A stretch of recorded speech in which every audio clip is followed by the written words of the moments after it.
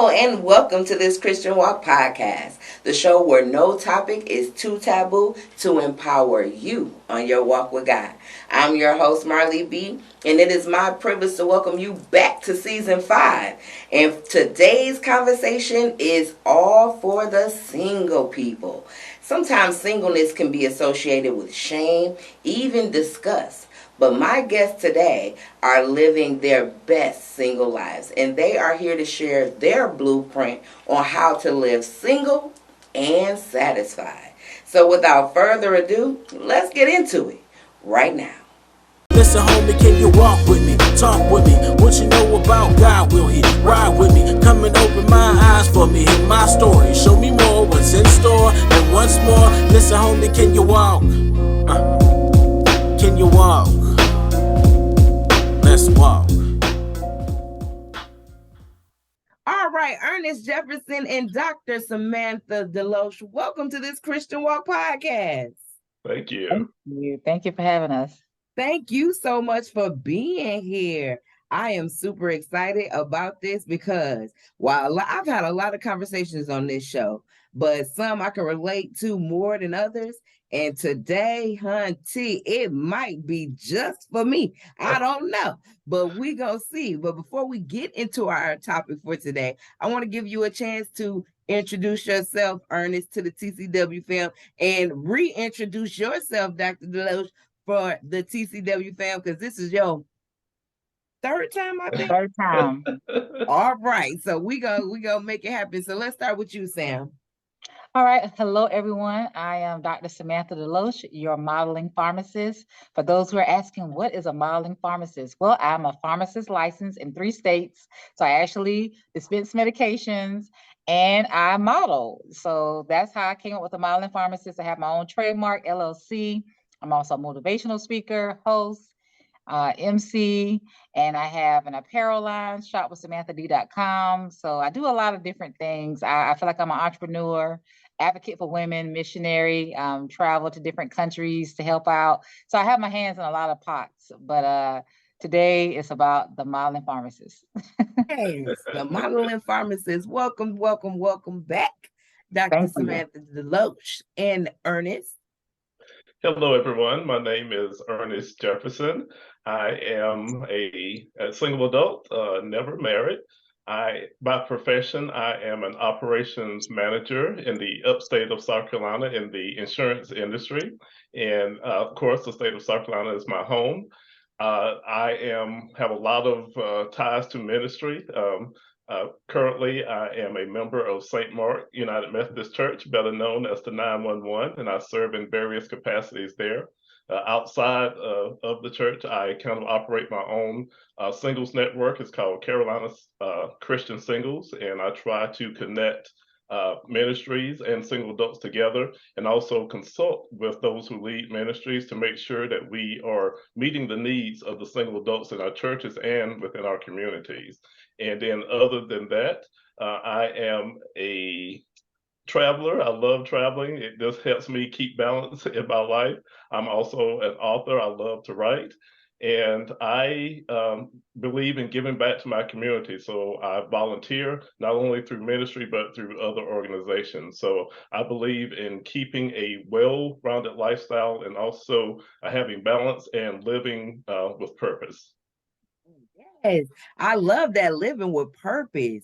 And I have to say, I think that's one thing that I think all of us have in common. That's one thing. We go after purpose and living on purpose, in purpose. That is such a pivotal part of who makes us who we are. And I feel like I'm in great company with that. I love that you guys allow purpose to be your driver, that along with God, of course. Man, we know that our purpose comes from God, so it goes hand in hand. And I just appreciate the fact that you guys take the purposeful route, because that's really the only way to travel, right? So true. on this walk Very with God.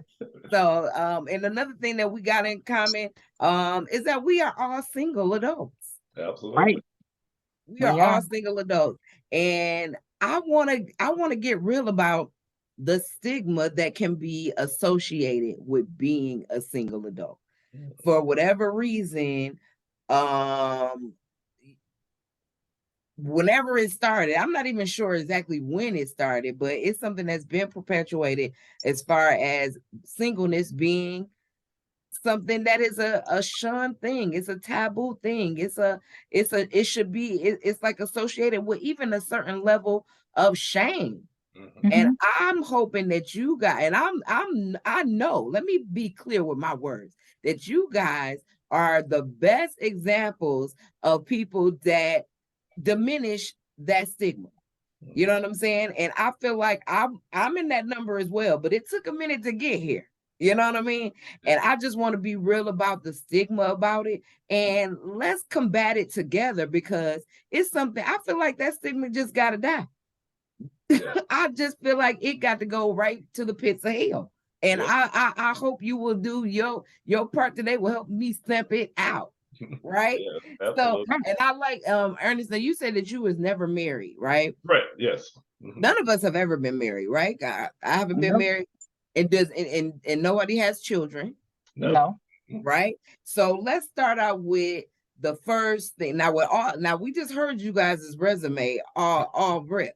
And so one thing, and I'm gonna tell you, it was really, I won't say it was hurtful, but back in the day, I was one of those people that I didn't want to have kids. When I was younger, I didn't want to have kids. And I used to be vocal about that. I'm not having kids. When I was like in my 20s, I'm not having kids because I didn't really like kids. I'm gonna be real transparent. I didn't like kids. And it was a long time before I liked them. When I became an auntie for the first time, then I liked my niece. So, she changed my mind, but I didn't like them. And I used to tell people.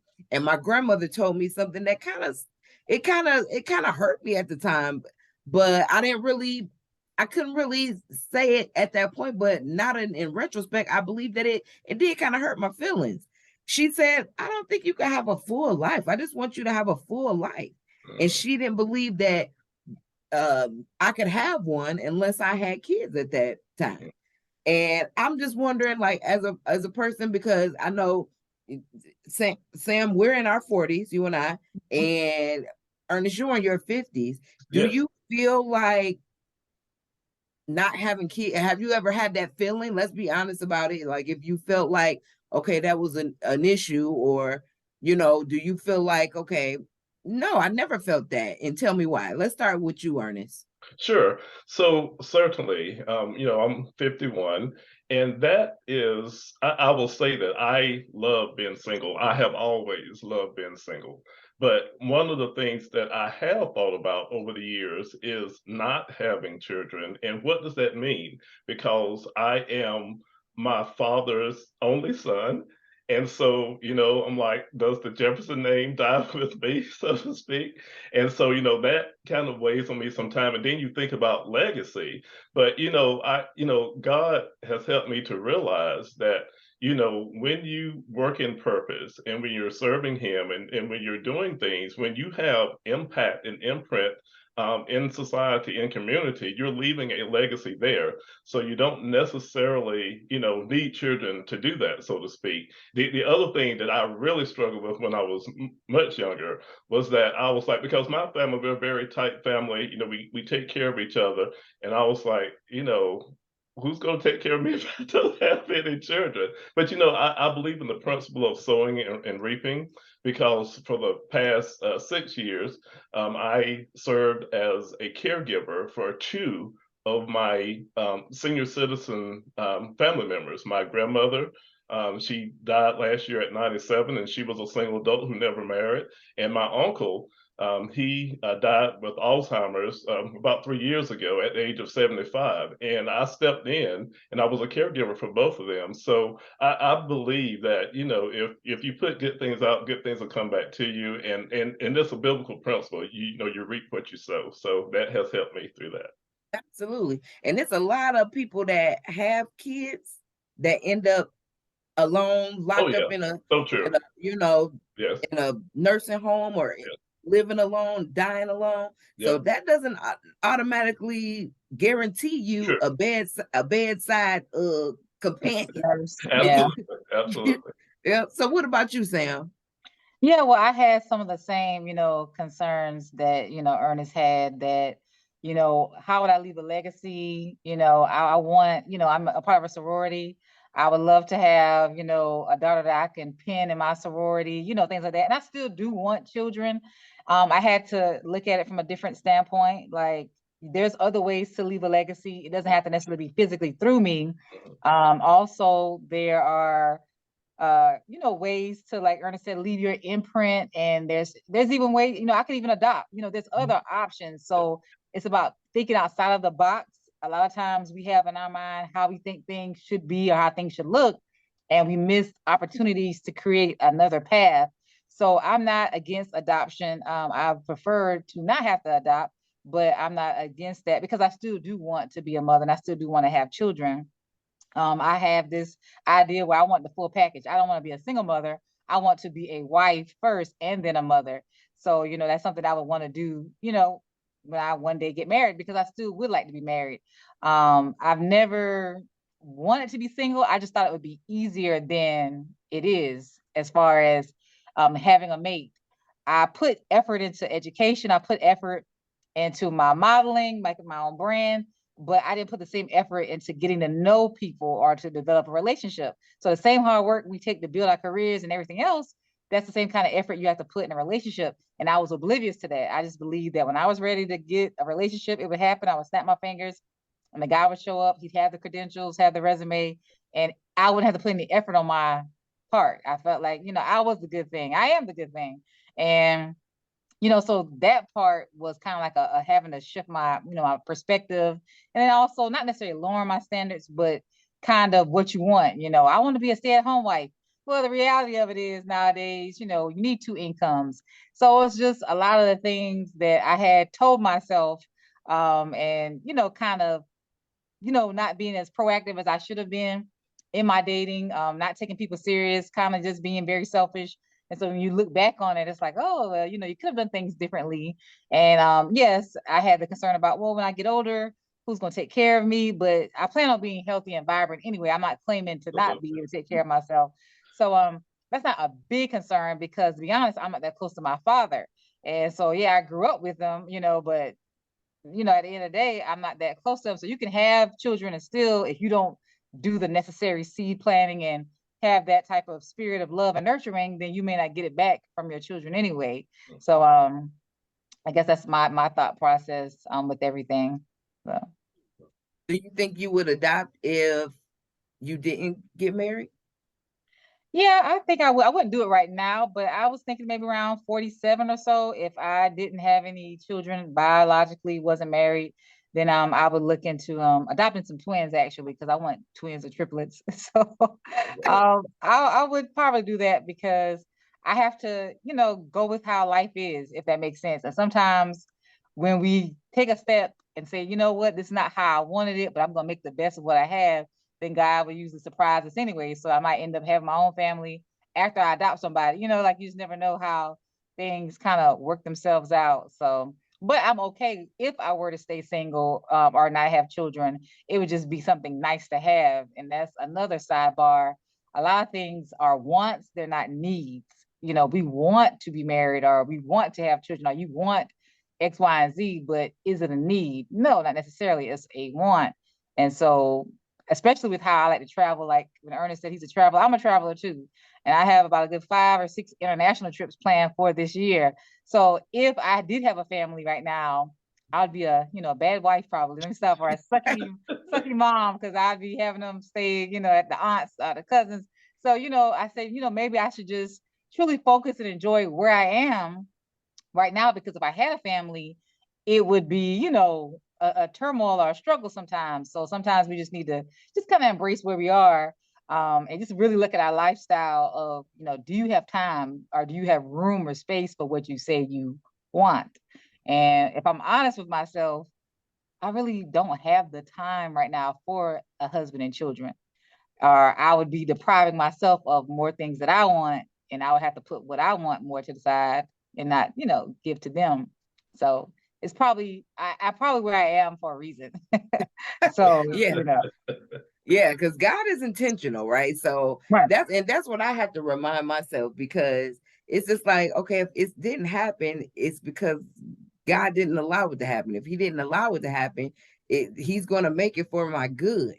I Right. have to, and you made a great point too, Sam, about being content in the season that we are in. A lot of times we negate the seasons that we're currently in, trying to get to the next, when God is wanting us to pay attention and just be in the season that we are in, so that we can get everything and learn every lesson that we're supposed to get while we're in the season that we're in. And I think sometimes the spirit of comparison is the Mm-hmm. is the real culprit when it comes to single people not being happy in the season of singleness. And Ernest, so let me ask you this, because we know for real, singleness and being single is one thing, being single and satisfied, that's another thing. Yeah. And it's a process. So I just want to have like a real transparent moment, right? Because I know I can speak to a time when I wasn't happy or healthy in my singleness. You know what I mean? I loathed it felt like a punishment, even. You know what I'm saying? And had you had a point that you did not, that you was being single the wrong way. I just say you just wasn't being single the right way.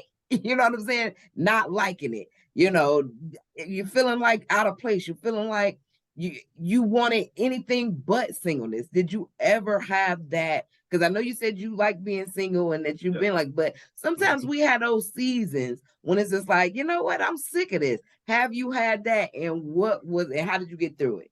So actually, I have not. A lot of people ask me that question, and I think one of the things for me, I was saved as a young teenager, and God put His hands on my life very early in life, and He How old were began you? to 15, Oh, okay. and He began to show me different purposes that He had for my life.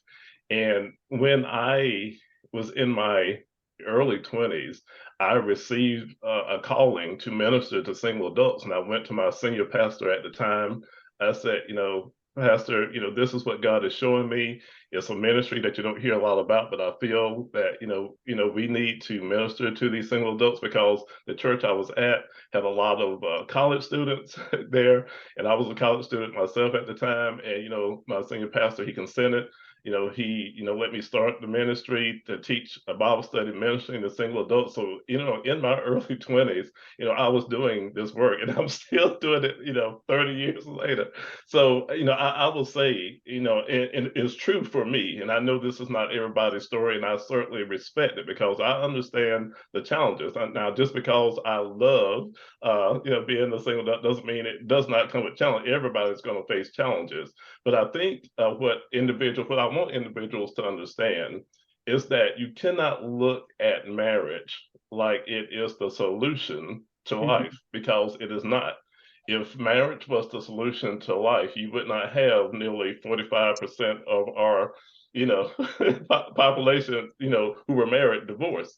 And Preach and that. so and Mm-hmm. so you have to understand that you need to work on yourself as a single adult. You need to say, God, what is your purpose for my life? You cannot put that expectation on a future wife or a husband to satisfy a need that only God can satisfy. And I think that's where we fail a lot. We put this on another person, and they are human like we are. They have flaws like we do. And so, I think we need to understand that. So like I said, for me, and because I can be kind of a loner too. So, I'm good, being by myself, but I certainly enjoy fellowship. I enjoy social. I am a very social person, but I do like my time away and by myself as well. And I've always been like that. Even, in high school, and I was, I played sports. I was in, leadership and government in high school, and, carried on through college.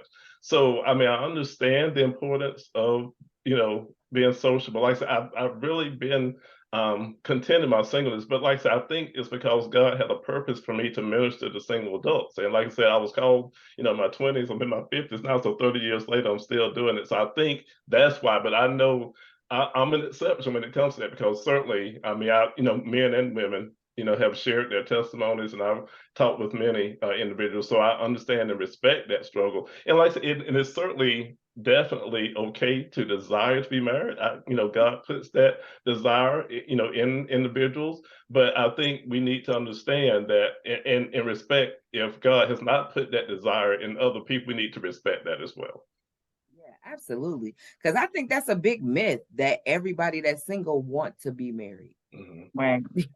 And and not everybody want to be married. And I'm not talking about the, just Oprah and Stedman, because we know Oprah don't want to get married. I don't know if she ever go do it, because she always says she just don't want to be married. But you want to be in a relationship. And I think we talking about something serious. We're not talking about, oh, I want to just be common law. We talking about people that saying, hey, I want to be single. Like I am good on a relationship. And that's just what it is, because I'm finding purpose in something else. And especially when you have that relationship with God, that where he's like Ernest has let you know, hey, this is Mhm. what I want you to do. And you know for a fact at an early age, this is what I want you to put all of you in. And you say, you know what? I don't want to. And I'm not saying that's your story, Ernest, but I'm just saying, like, if those people that say, hey, I don't want to be married. You know what I mean? It's some people that's like that. I'm not one of them, because I would like to, even though I got to the point where I wasn't pressed about it. You know what Mhm. I'm saying? It wasn't, it's like, if it happens, great. God be the glory. And if it don't happen, great. I know he's gonna keep me, to God be the glory. You know what I mean? And Right. so let me ask you about loathing your or having those periods of loathing, or not, or just being discontent. I'll use that word in your singleness. Sam, have you had a season like that? What was that like? How did you get through it? Yeah, I had a season like that, and it kind of happens seasonally for me. Um, I think more than anything, I wanted to be a mom, and so I want to say it was really bad. I think after I got in my 30s, I started kind of like feeling it. And see, May is my birthday month, and it's Mother's Day, and it's kind of close together. So I knew there was another year I'm single. My birthday passed, and another Mother's Day is about to come up. I'm not a mother. So I would have an attitude, no lie, during the month of May. I had this like extra edge on me. And I was kind of snappy, especially for the first 10 days, because that's usually my mom's birthday is the first, my birthday is the fourth, Mother's Day is usually around the 10th. So I would just kind of be on edge, just kind of snappy, just had an attitude. And even my sister one year noticed it. She's like, why are you so, angry? Why you kind of, why is everything just kind of a snappy reply? And I just had to kind of like deal with the inside, like I'm not happy with where I am. And so I had that moment. And then I had to really ask myself, Samantha, if nothing changes, then what are you going to change? Because it's not fair to be mean to other people or just to kind of have that edge on you. So then I had to be more intentional, which I've done over the past few years, of building and creating the life that I want. So usually on my birthday, I try to take a trip. I throw my own parties. Like I had to take it into my own hands. Like I can't wait on a spouse, because like Ernest said, marriage is not the answer for everything. You have to be happy and content as a single, because whatever problems or issues you have as a single person, you're gonna take into the marriage. Yeah. And it's not anybody's responsibility to make you happy or to give you fulfillment. We have to find it in God, and then we have to find it in ourselves. So I had to be intentional about creating the life I wanted. And I would feel it during Christmas time, because all my friends and family were mailing out Christmas cards with their kids and their husbands, and I don't have a Christmas card. So I went and I got my family together and we took Christmas pictures.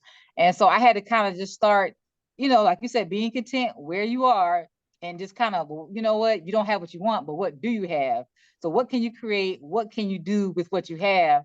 And so I've just, again, been very intentional about taking trips, doing stuff, and not putting my life on hold, not waiting for a Yeah. spouse or waiting for things to change or even waiting on children.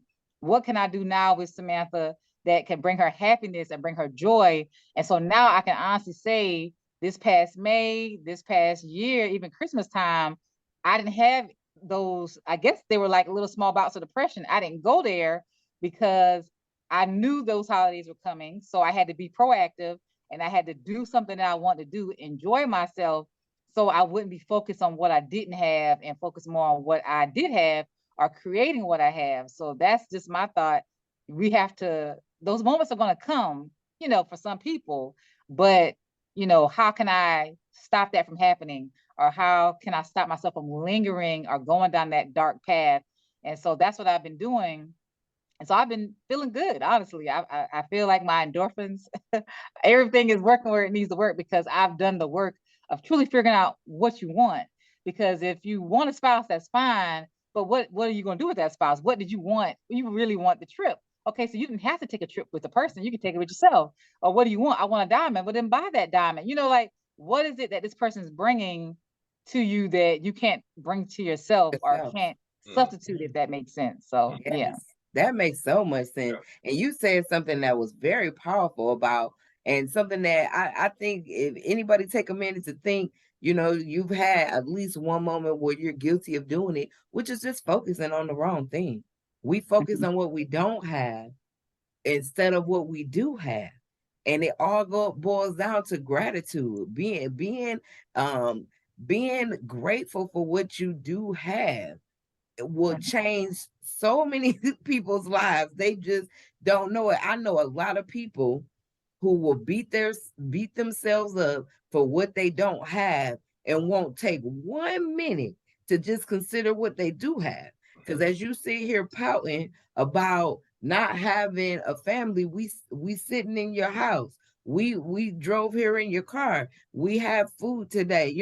We drive by homeless people almost every other corner nowadays. You know what I'm saying? Gratitude should not be so few and far in between. We really need to take time to be grateful for what it is that we have. And when you take your focus off of that, that that's just not only is it a slap in the face to God, but it's just a poor use of life.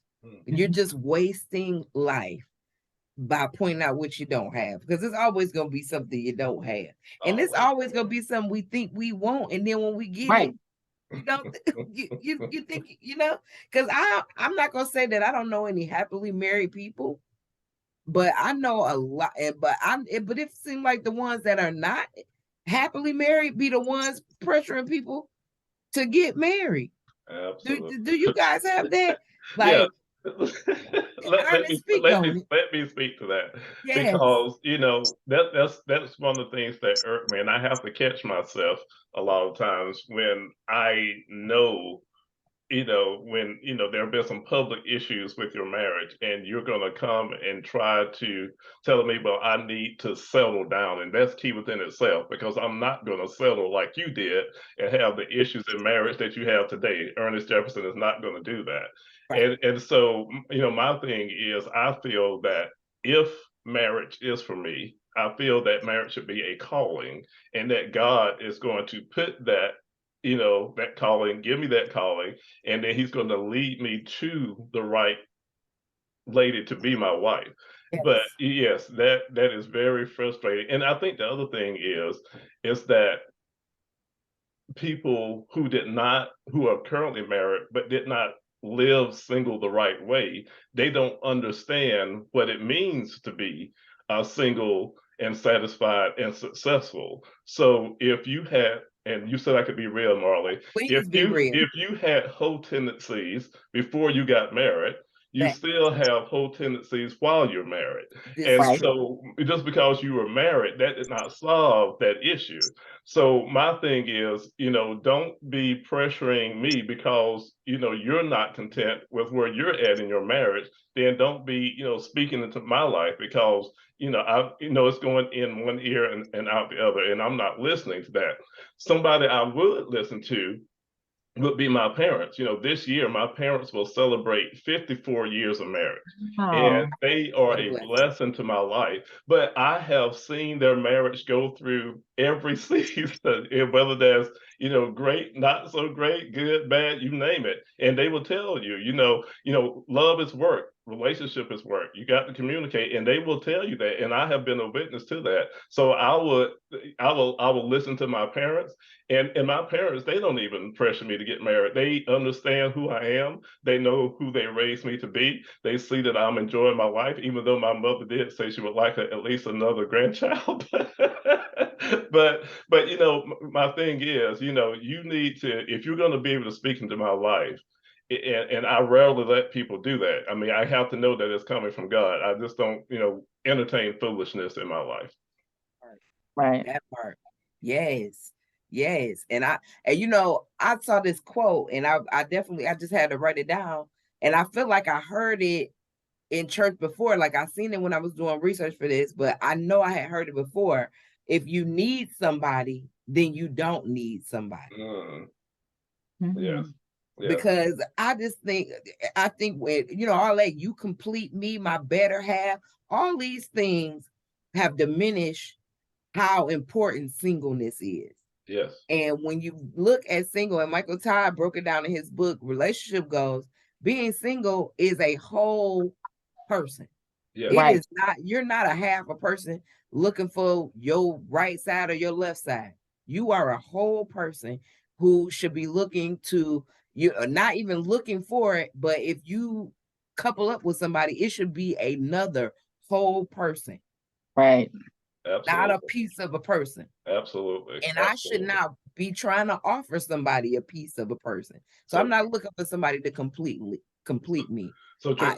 if I am blessed with somebody who I can do life with, who I can share ministry with, share love with, and share life with, that's different. Yes. But I don't need you to complete me, bruh. Yes. And I love what you say. You know what I'm Yes. saying? Because God does that. Yes. Uh, but Right. but I love what you said, Ernest, because a lot of people think that all their troubles gonna dissolve at the altar. No. Mm-mm. And Absolutely like not. you said, jump in the broom, it's not gonna diminish your whole, it's not gonna diminish No. your player, No. it's not gonna diminish your triflingness, Your low because self-esteem, any of it. No. No, none of that. none of that, none of that. And one of the things that one of the lessons I did, and gosh, I probably taught this lesson 20 plus years ago at a singles conference, but I did some research on Abraham Maslow, who's a psychologist, and he had developed this hierarchy of needs. And so, he talked about how you have to have your physiological needs met, food, sleep, shelter, water, stuff like that. And then you go to safety needs, needs of belonging, and then at the top of the pyramid is self-actualization needs or walking in purpose. And so my thing is, and when I taught that, I was like, so if we work our way up this pyramid, the hierarchy of needs, I was like, you can see what your true needs are, and people do confuse their wants and needs with each other, because a lot, I have had people come to me and say, Ernest, you need to be married. I was like, I don't think I need to be married. And I'm like, Right. how do you know what I need in my life? So I just think it's interesting. But I think people don't understand, because they, like I said, they were not complete in their singleness. And so they just think everybody is, walking around as an incomplete single adult, which I'm not saying all single adults are there, but I'm just saying, don't come to me with that. I hate one Right. off. I don't want to use the word hate, but I can't stand it when people offer a mate as a prescription. Mm. You know what you Mhm. need? A man. You like Right. how is that gonna help this? Yeah. Like I don't understand. Like And, what? and Like and even worse, other single adults who are trying to hook you up, and they're not even. I'm like, you're not even married, and Right. you're in a situationship right now. So I'm like, come on now. Right. Yeah. that And a part? lot of people don't know themselves and they're not comfortable with just being alone with who they are. Mm, They're so used to, I guess, growing up, your parents told you what to do, the teachers. So we're being taught and told so many things, and we have yet to really listen to what is it that you really want?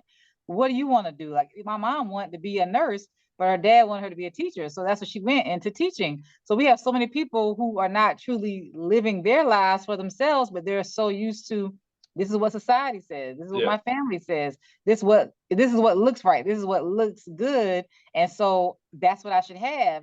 And then when you find out after you get those things, well, that's not what you really wanted. And so you're not really fulfilled. Some people even have children because that's what you should do. Like how you said your grandmother told you, Marley, that you're not going to be fulfilled if you don't have children. So there are people who are parents who shouldn't be parents, but they did it because all their friends were doing it. Everybody else was Yes. doing it. So instead of listening to themselves and really learning who they are, their temperament, their likes, their dislikes, their hobbies, their joys, just truly, truly sitting with themselves, finding out what you want, we're allowing the world and other factors, variables to help us build our lives instead of us truly building the life we want. And Right. so if people did more self-inspection, reflection, and all of that, then you'd have probably some different results. Mhm. And stop worrying about what people think about you, because people are going to have something to say regardless. So you got to stop being concerned. And that used to be a big thing. I used to worry about what people thought. And now I can say it's a shame it has to take to 40. But once you kind of get to a certain point, it's like, look, there's no dress rehearsal. This is the only life I'm going to have. So I have to be true to myself. And with me and God, whatever God thinks and says, that's who I need to listen to, not necessarily my mom, my dad, or my family, or even friends, or what the world says, but what is it that I truly want? And then leaning into that, just building the life that I want out of that. And I'm so glad that you made that point because, when you're doing singleness God's way opposed to what how other people are being single, because some people think singleness means okay, I'm free to sleep with whoever I want, I'm free to do, and that's not what singleness is about. And being able to love yourself enough to say, you know what, I don't have to give all my goodies away. And I have to say, I'm talking to somebody who had to learn that the hard way. You know what I mean? I had to learn that through experiences. But when I learned it, it was just like, wow, but a lot of friends, family, even family will tell you, oh, you don't gotta marry him. All you gotta do is have a little fun. And you just like, well, dang, auntie, well, why would you want me to do stuff like that? Because Yeah. it's people do, how do you deal with, you know, the the hot I'm gonna say that the hot in the ass single person. How you deal with that person? And when you're trying to do it the right way. Let's start with you, Ernest. How you deal with that? All right. So I think for a man, a single man, I think there is an expectation that we are players. And Mhm. certainly, I have people who try to put that label on me. And I think they go to, two extremes. Either, you're homosexual or you're a player. And, they don't believe that you can, do life the right way, being, led by the spirit, trying to, live life on purpose. And not saying that I'm perfect by any stretch of the imagination. But I think, for me, it's like, I don't live down to people's labels. And people, when they try to put those labels on you, I don't live down to those labels. So, when people have tried to call me a player, and people are going to talk, so I'm just going to let them talk. Regardless. They're going to believe what they're going to believe. So I can't worry myself about that, because if I tried to chase down every lie that somebody has told on me or every label that they tried to put on me, then, I would not be in purpose. So I have to keep doing what God has called me to do, walking in the blessings that He has for me. And I can't worry about that. But for single adults who are out there wild and so to speak, I think, there is a better way. And I understand that every single adult is not saved, and I understand that, they feel that they need to, the flesh is real. Let's just be real about it. The flesh is real. The Bible, which is our guidebook for life, talks about how we deal with the flesh versus the spirit. And certainly I, go through that as well. We have to die to that flesh daily, and I have to be very careful as a single man, because I have a lot of female friends, and I have to be very careful how I interact with those female friends. I have to be careful that you don't get, because a lot of times it's not so much physical intimacy as it is emotional intimacy. And Mhm. I understand that with females, once you connect emotionally, it's like you already have a soul tie, a Exactly. soul We tie. go So together. so We go together quick. yeah, I have to be careful with Yeah. that. So, my thing is that, and I know our society is sex crazed, and like I said, and we do have that flesh side of us. Lord knows I do. But you have to, you have to die to that flesh daily.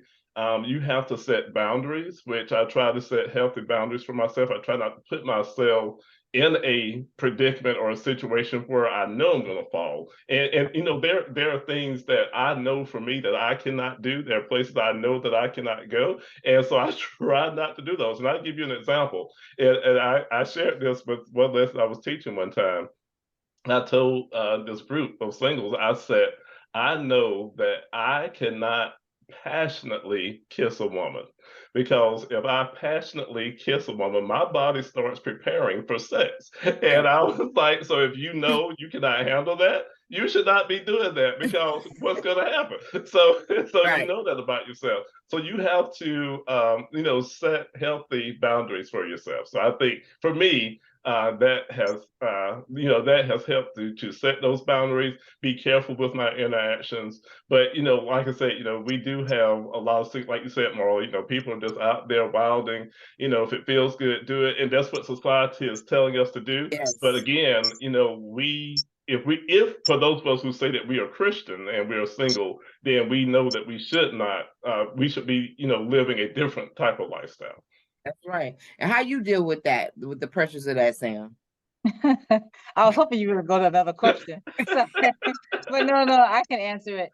And hopefully my answer won't get me in trouble, but it shouldn't. I think this is a safe place. So I'll get to the other part later. But what I will say is, like Ernest said, don't put yourself in situations that can lead you down that road, because the reason why I feel like I am celibate or not having sex is because I haven't been tempted in that area. So I don't know how strong I would be, honestly, if everything I wanted showed up, had the education, had the looks, had the money, and loved God, you know, and, you know, didn't have no children, you know, if all that stuff lined up and that was looking at me, I don't know how strong I could be, to be honest. So I feel like a lot of times we're doing right sometimes because those options are not there. So I try to not allow myself to get into those options. And then I know this word is not, sometimes it's kind of like a 50-50 when it comes to the church, when it comes to this word. I'm gonna say it, masturbation. That can kind of get kind of hairy. The Bible doesn't clearly specify masturbation, but anything that takes you off of God, and if that's your new focus and you doing it excessively, then that's not healthy. So I will admit, on this podcast, I have, you know, gone down the road of masturbation for those moments where I felt like, you know, if I don't take care of myself in this moment, I may reach out to somebody else, and I didn't want that to happen. So Right. that's me being real. We being real, being transparent. Hey, this is it. This is it. Absolutely. Yeah, I'm not embarrassed to say that. That's my business, and you know, I'm sharing my business to say, for the person that's hot in the pants, it might be better to cool your own fire than to allow somebody else to cool it. Now, this is not me. This is not biblically, you know, I'm not judging nobody. I'm not telling you what you should or should not do. But I will say that, you know, I have done that. Now, I'm not a habitual masturbator by any means, but, you know, I'm not gonna lie, I have had that experience just because I didn't want to step out and involve myself with somebody else. So at the end of the day, you have to be prayerful about what's going to work best for you in your life and where you are.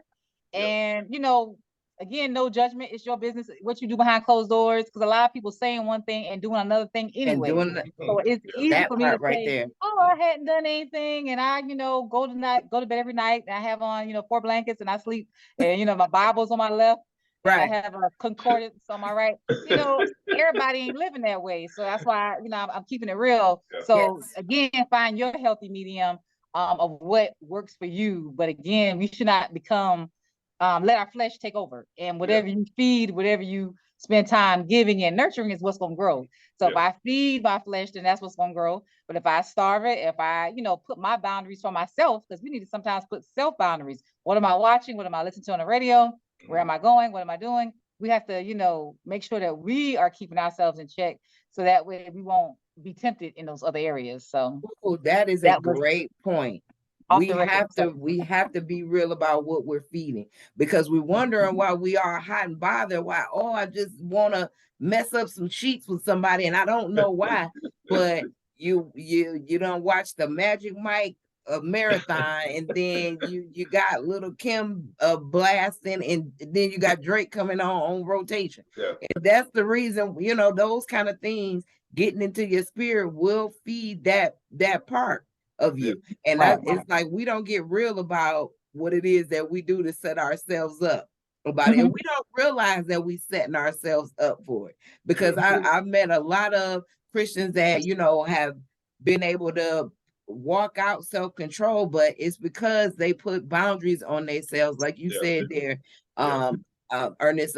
Look, it's some stuff I just can't watch. It's Mhm. some stuff I just can't listen to Yeah. because I know me. And Yeah. it's like a great part of singleness is that we have the best opportunity to learn ourselves, but Yeah. we have to be real enough to accept what it is that we learn, Yeah. and live life and apply what we do to it, what we do in it accordingly. Yes. You know, And there's one other thing that bothers me with some Christian singles. When I hear that they pray that God take those desires from them, I'm like, what? I was like, no. it ain't I'm happening. like, I'm human. God designed me this way, and I want to keep those feelings. My God, I want to keep them to the day I die. So no, I don't want God to take that away from me, because what if God does see you that mate, and you do get married, and what you gonna do then if that's gone? So I'm like, that's just, I think that's just an extreme statement. And what you should be saying is that no, I need to set boundaries, set healthy boundaries for myself, so I don't, get out there and do something crazy. So yeah. Oh, yeah, Right. absolutely. And that's a great point. I'm sorry, Sam. I didn't mean to cut you off. You was about to say something? Oh, no, I was agreeing with him. Yeah. Oh yeah. So I love how you said, look, I don't want those parts to stop working, No. because we mess around and wish that stuff. You got to be careful what you say, people, over Yeah. yourself, Yeah. because Right. I have to admit that I had got to a point where I thought that my, important, my parts was, I need to put them in the shop. I'm like, dang, do they still work? And then I'm like, okay, because I'm like, I got to the point where I had got almost, I had got worried. And I'm gonna ask, that's my next question for you guys. Do you ever feel like, dang, I've been single too long? And like, I'm enjoying this too much. Like, can I ever integrate with somebody at this point? Because I was having that feeling. And I'm just like, man, I might have to put the girl in the shop. Like, I don't know what's going on. Is she still functioning, or what happened? And but then I realized, okay, yeah, your plumbing's still fine down there, but you okay with where you at, and that's okay. But it worried me for a minute. Have you ever been worried that you've been single too long, Sam? Well, I did get to a point where I thought that I'm enjoying my life too much, so where maybe I don't need to add nothing, or like don't need to worry about having a mate or having children. So I kind of felt like, well, maybe I do need to not necessarily pull back from some of my activities, but maybe I do need to try to kind of become more sociable. Or you say you want something, but if you're living and doing the complete opposite, then then what is it? So if I say I want to be married one day, but I don't even try to entertain or even date, because people are like, do you go on dates? I really don't, because I don't have the time. And then I'm not gonna lie, I don't want to have to get to know people. I hate that beginning It's stage a lot. of That me beginning going stage is through. a lot. Yeah, Yeah. like, is this person serious? Is this person legit? Is this person worth my time? And I really just don't want to go through that. So I almost kind of wish, which I know is just a dream, that God can say, yep, that's the person. Oh, so this is the person I need to invest my time in? Okay, they're going to be legit, or this is going to be my future spouse. Okay, cool. Then I will take the time to get to know them, but everybody else could care less about. So yeah, it is a kind of interesting point, because I'm kind of like, well, dang, maybe this is all right. Maybe I'll just travel the world and not worry about it. But there's a part that does want those things. So I yeah. get it, but and then I want to go ahead and add some real life, because it's 2023, and it's like, okay, yeah, you got to say, okay, does this person like me back? But then you got to say, hey, is this person gay? Is this person born of the sex that they sitting here in now? Then Yeah. you got to say, hey, is this No. person full of debt? Is this person a serial killer? Is this person mentally stable? Is this a lot of those questions could throw you into like a state of paralysis sometimes. So I Right. can understand how that those because that one is or that is this person list that can be long. So I get not wanting to get to know people sometimes because it seemed like you can never get to know nobody. And see, and don't watch 2020 like me when you see all those people that they've been with people 20 years and then have like, I had no idea he was collecting ears and putting them in the bed. I don't got time for that part either. So you just never know. So let me ask you, Ernest, did you ever feel like, okay, I've been single just too long or no? Yeah, of course. At 51, I'm a professional single adult. So yes, I have felt that way, and I think that's one of the reasons God had me to be a caregiver for the two family members that I told you about, to my uncle and to my grandmother, because there is a tendency when you are a single adult, and especially with no children, you're like, well, it's my time, it's my life, it's all about me. And I think God put that in my life to give me that responsibility to say, hey, you need to care for them. And especially with my grandmother, I was the primary caregiver for her. So I mean, I took her to all of her medical appointments. The family assigned power of attorney over to me. I took care of her entire household. So it was a job. It was a full-time job, and I certainly I miss her in my life. She was the matriarch of our family, and she died last summer, and we're still grieving that loss. But I think God gave me that responsibility to say, Ernest, I just need for you to remember that it's not about you. And then I try to give back to my community as well. So not only, do I serve in various ministries, as I stated, but I also, serve in my community as well. So it's all about giving back. So I think when you're giving of yourself, when you are selfless, then God is pleased with that. But yes, I am a professional single adult, so I have been singing, and I will say, and I tell people this all the time. I said the older I get, the more set in my ways I get, so to speak. And Right. so it is challenging. But Yeah. I mean, I'm not going to say that I'm going to rule out marriage from my life. Who knows? You never know. But I'm just saying I am content with where I'm at, and life is good right now. No, Right. that's right. But let me ask you this too, because I know we done all been here with this situation, and I want to be real about it. You know how when people know that you're the single person, they tend to, take that for granted.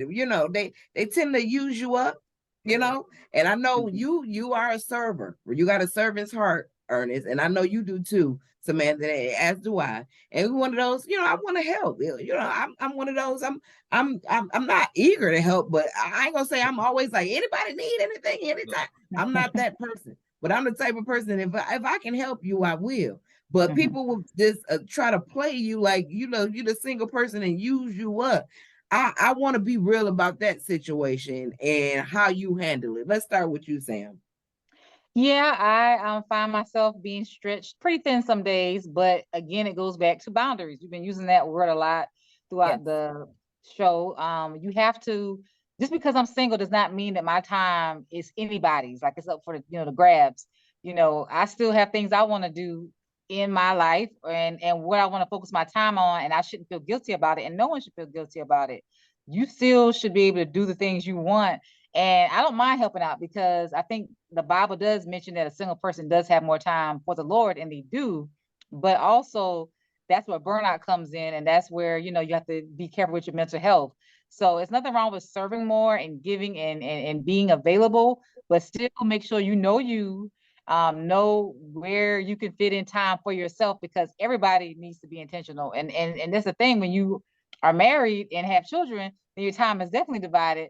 But as a single person, we should still be able to prioritize our needs and our time as well. So I have to realize when I say yes to one thing, I'm saying no to something else automatically. So I got to make sure that I'm not saying no to myself more than I'm saying no to the rest of the world. And that's how it used to be. I would go to stuff, and I kind of still need to work on that area. So I'm not gonna lie and act like I got it figured out. I still say more yeses than I should, because a lot of times I just want to go home and get into bed and go to sleep. Yes, And I want, because I'm trying to still please people.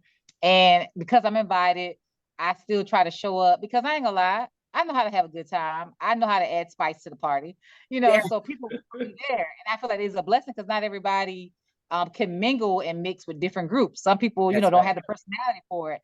And I'm not saying I'm perfect, but I feel like I have a pretty good personality, and I can mix with pretty much any group or setting if I'm put in there. And Yes, so because I have that skill, I tend to feel like, oh, maybe I should use it. Maybe I shouldn't be selfish with it, but I also have to take time for myself. So that's something that I do need to work more on, is saying no, and just really figuring out, do you want to do it? Yeah, yes. you got invited, but you don't have to accept every invitation. You don't have Yeah, to you go don't always have to invited. be say Mhm. yes. Right. We really gotta protect our yes as single people. We do. You We know, do. your yeses, we gotta have a budget for those. Hmm. I think we need a yes budget for real. Yeah. And I just think that once we realize that consciously, that helps a lot. Like, let me see if this is in my budget before I say yes. I get back to you. Right. You know what I mean?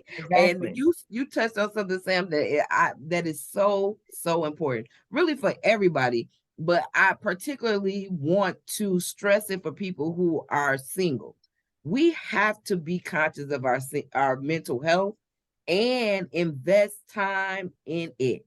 Like, and that's not always, hey, I watched an episode of Iyanla Fix My Life. Really get a counselor, get a coach, Hmm. get someone that you can really evaluate yourself with. Because one gift that we should all really give ourselves, whether you're single or not, is self-awareness. Mhm. And Right. we all need to obtain that and treasure it, Hmm. right? Yes. And I just want to say this too, Ernest, uh, to you.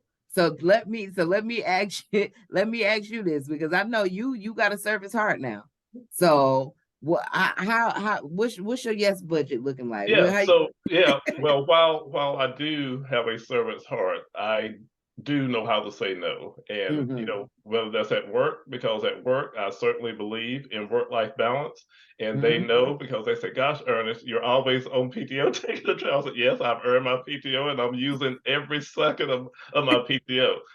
At church, while I am involved in a lot of different ministries, I do know where to say no, and when it's my time to get away, it's my time to get away. And so you can't say yes. And even with my family, I think probably the only person I never said no to was my grandmother. If she, whatever she said, I would try to be there for her and do it. But everybody else, even my parents, I mean, you have to set some healthy boundaries sometimes.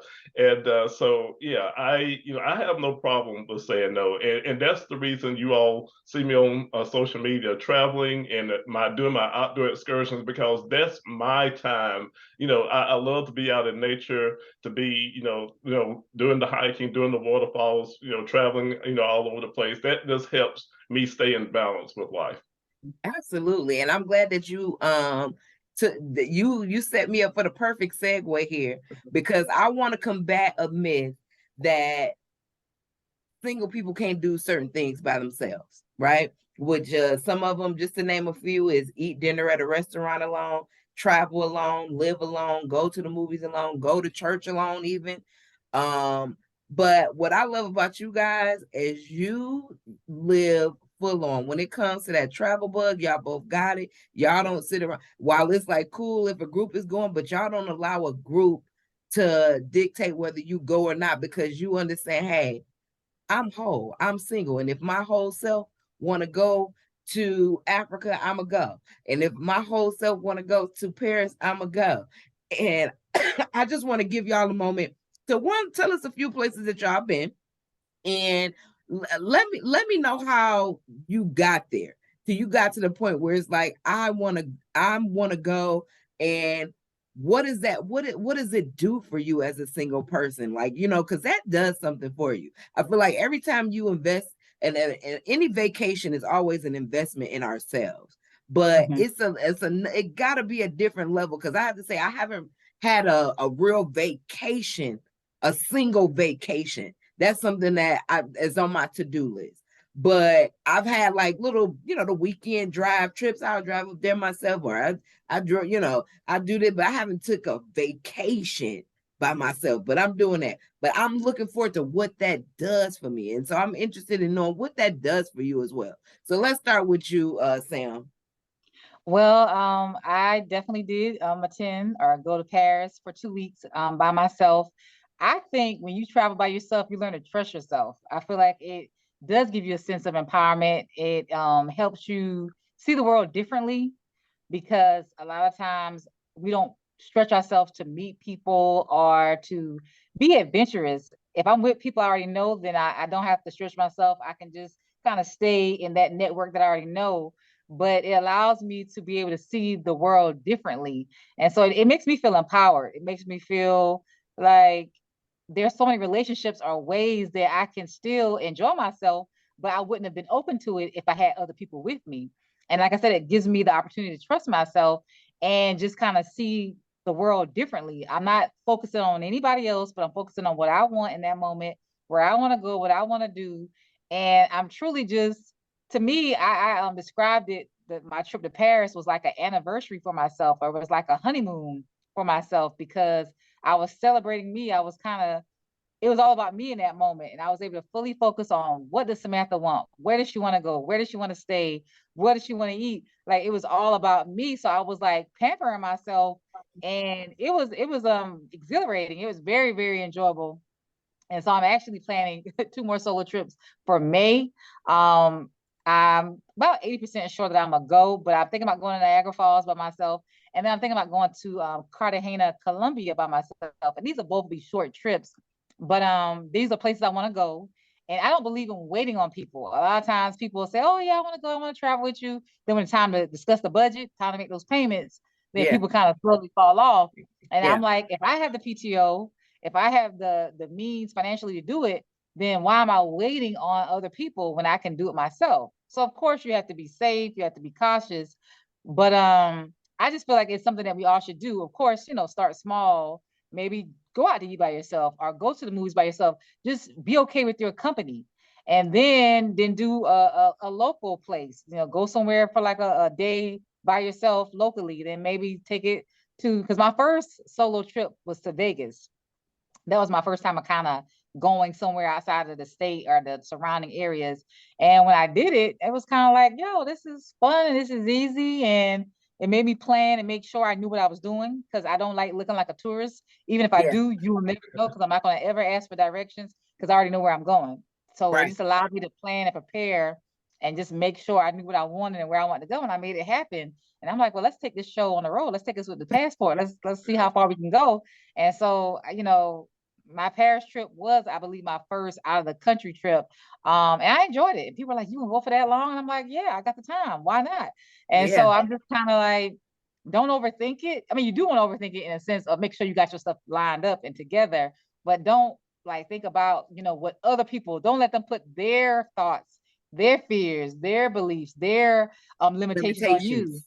Yeah, Hmm. because it's not bad. It's definitely doable and it's enjoyable. And like I said, it allowed me to learn about myself. And I do group activities while I'm there. You can still sign up for tours and do things with other people, but you're solo by yourself. And I went to New Orleans by myself and went to Essence Festival. You're like, so I mean, you can do stuff because it makes me step out of my comfort zone and be intentional about saying hello and having someone take my pictures or I can take their pictures, but I kind of create my own network or family or become familiar with faces so that I can say, okay, I remember this person stays on this floor. It just makes me be more aware of my surroundings. And another Samantha has to emerge because I'm in a different setting and a different environment.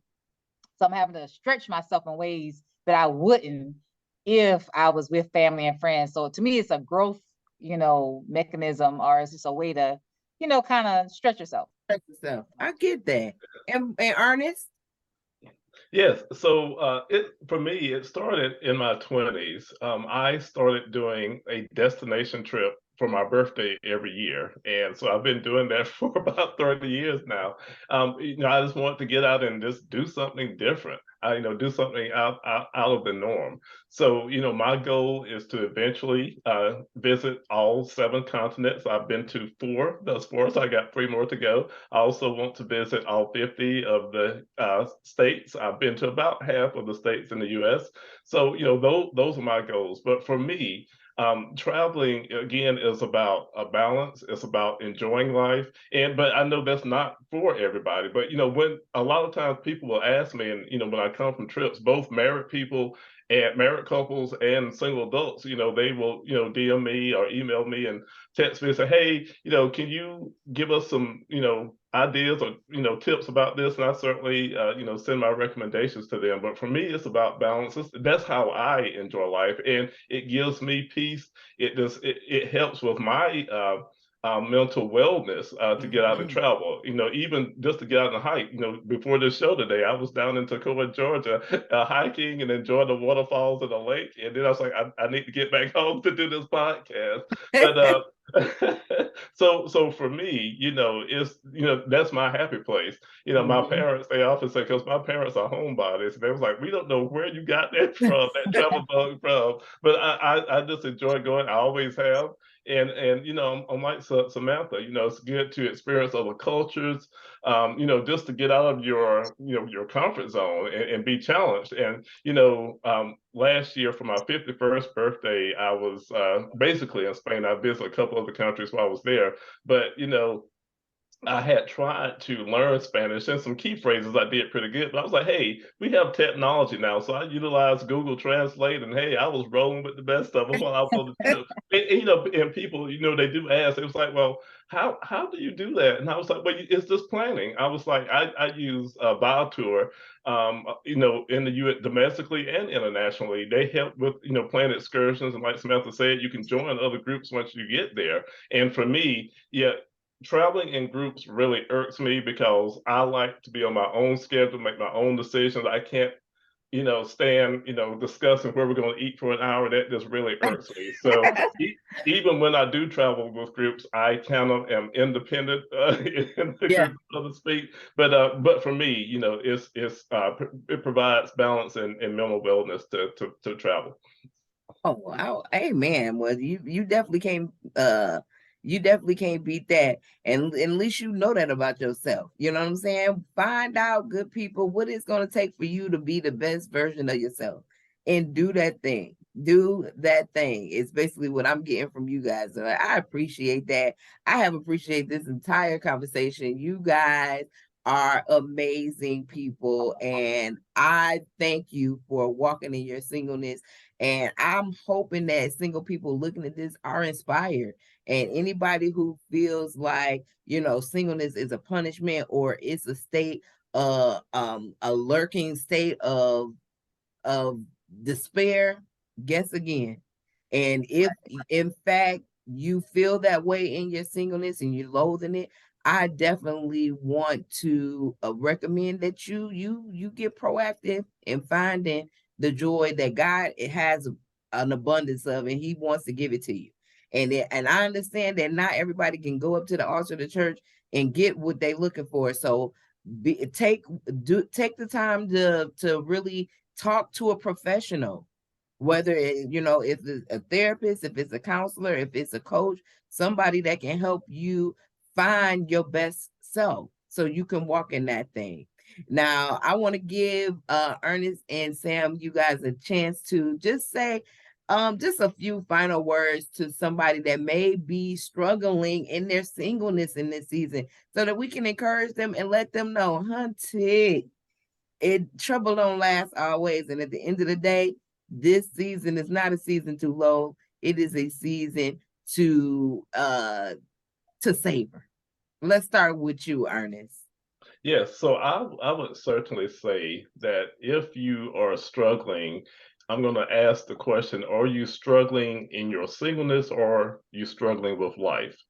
And most of the times, I think it's a life struggle, not a singleness struggle. Because again, if you think that marriage or relationship is going to fix your struggle, then you're going to be sadly disappointed. So I would say, understand, get to know yourself. get to appreciate yourself. I love the scripture that says we are fearfully and wonderfully made, and God designed us, and He designed us with purpose. And there are multiple things that, and He's, blessed us with gifts and talents where we could be a positive benefit to our community and our society. So I would say tap into that potential that God has placed into you and get to release that potential. You would be surprised how allowing that potential to be released out of you, how it would bless not only yourself, but it would bless your community and others around you. So I would say, stop having the pity party, stop locking yourself up in the house, get out, enjoy life, do not what someone else wants you to do, but do what's important to you. Find out those things that you like to do, places that you like to go, and do it. And then my other thing is, connect with other single adults. I mean, that's why I love single adult ministry. I'm a huge proponent of single adult ministry where we can come together and do fellowship activities. We can even travel together. So you can connect with each other and just do life together. So that's what I would say. And Marla, I would also say, I just want to thank you for what you do, the forum that you have, because you are certainly a blessing. And Dr. Samantha, I do appreciate you as well. I've known you quite a while since I was at the beginning, so I appreciate all that you do, and the focus that you have on living your life. So I'm inspired by both of you, and I'm a blessed man to get to spend some time with you lovely ladies today. Oh, thank you so much. I appreciate that, and for all your work in the single ministry, because you are so right about the need of single ministry in church, right? Because, and I'm gonna put just a little pin in our wrapping up here, Sam. I'm coming to you, but you really, when you think about it's not too many churches that doesn't have an abundance of single people, Yes. and to have a single ministry, some churches don't have them at all, and then you have some that have churches, but for whatever reason, single people, they're not being involved in it. Sure. And I cannot stress enough how much community has been essential in me learning how to love my season of singleness. Yes. And I'm telling you, I was definitely not gung-ho to go. Like, I wasn't, and I'm not sure why that is. But I know that it's a lot of people that just probably have, and it's about the taboo of it.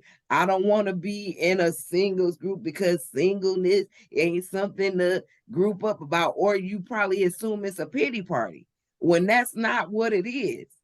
We celebrating our singleness, and we learning how to walk in it boldly and confidently, and being able to have people to do it with is a blessing. And if it's available in your church or in your community somewhere, definitely partake in it. And anybody a part of a church that don't have one, please raise your hand and say, can we get one? Okay. Or we might just need to get you hooked up with Ernest Jefferson. Because is your ministry virtual? Can anybody be a part of it? Yeah, so what I do with Carolina Christian Singles, it's a Facebook page, and you can connect with that, and I try to promote wholesome events for Christian single adults, because some things I do not promote. But so y'all not going to the strip club? Absolutely, yeah, we're not doing that. We'll not do it. And it's not a online dating site, which a lot of people get to. But I mean, it's all good. But there are so many great retreats and conferences that are out there. So if single adults would just hook up to that page, Carolina Christian Singles.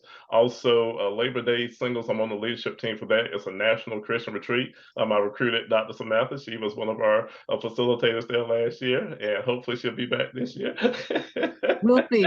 but yes, so absolutely, and churches, what we do here in the upstate, we support each other. So if a single adult goes to a church that doesn't have a singles ministry, we always invite them to ours, and we try to network with each other to reach out to the community of singles. Awesome. So, and I'll make sure I get the information put up for people who might look for it later too. So thank you so much for sharing that. And I will close out with you, Sam. Okay, well, I will say this, for somebody who's single and they're not happy in their singleness, I would tell them to do some self-reflection and find out there's two options. Either you're going to work on not being single or you're going to work on yourself, which you should really be doing both. So, what is it that you want to do in your life? Do you want to go back to school? Is it a career change? Because a lot of times, like Ernest said, it's not necessarily the single part, it's just your whole entire life, maybe not where you want to be. Because if you're fulfilled in the majority areas of your life, then you won't necessarily be sulking about the relationship part. So I would say make sure your self relationship, or make sure you're doing what you need to do to be the best version of yourself, because we don't attract who we want, we attract who we are. So if I'm unfulfilled, or if I'm not living to my best potential, if I'm not doing all I can, then that might be the reason why I am not where I want to be romantically. And are you putting yourself in situations to meet people? Because there's so many people who aren't happy being single, but they don't go anywhere. They don't try to meet people. They don't try to get in that community. So one, make sure you're building yourself, being the best version of who you are, because I can't want a guy with a Mercedes and I'm riding the bus. I mean, I can want that, but let's just be realistic. Is the guy who's driving the Mercedes hanging at the bus stop? Probably not. So we have to be realistic about what we want, who we want, and where we are in our lives, and would we want to date ourselves? Would we want us? So we need to be the best, healthiest version, and that's mentally, physically, that's educationally, spiritually, all of it, financially. Just make sure that you're at your best self, because then you will be in a better space to even attract a better potential mate. And then make sure you're getting to know people, because I want to marry my friend. I don't want to marry a stranger. So a Yeah, lot of times people marry, um, hopefully you hope the majority of them are marrying their friends or people they know. And so you have to just be in a social atmosphere where you can, meet people. And even if you don't make a romantic partner, at least you're making friends. And so you still can have a full life and travel buddies and everything else with friends. So just be a better version of you, and you're either going to attract more friends, people you can hang out with, and then eventually that could lead to a mate. But if not, you still have a great social network, so you're not missing out on anything anyway. that So part that's my right there. Well, thank you guys so much for all of your gems, for your input, for your time. I know you guys are busy people. I appreciate this. And I just appreciate you guys. I wish you the best of luck in your ventures. And I hope you guys will come back. Yeah, Sam, you already know I'm going to put you on the roster again. And yeah, Ernest, I hope you will come back again. Absolutely, my pleasure. Thank yeah. you so much. Thank you so much to my guests, Samantha and Ernest, for joining the conversation and sharing your blueprint to how to live single and satisfied. If this conversation spoke to you, please like it, share it, comment. Don't forget to subscribe to my YouTube channel. Remember to check out our website at thischristianwalk.com. And remember, you can stream us on the go at Apple Podcasts as well as iHeartRadio. Now, for my single people, it's so many nuggets in this conversation, right? But what I want you to always remember is singleness is not a punishment. It is no reason to be ashamed or walk around depressed as if your life does not have meaning. That is a lie from the enemy. What you should know is there is challenges in every walk of life. And whether you are called to walk alone or whether you are called to walk with a partner, God is intentional, and your life has meaning, and you can have a full, purpose-filled life if you trust Him. And on this walk with God, I know loving God can be easy. Trusting God can be hard. But I believe we can all get there one step at a time on this Christian walk. I'll see you next time. Listen, homie, can you walk with me? Talk with me.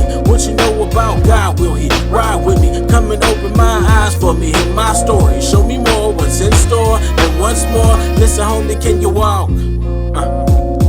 Can you walk? Let's walk.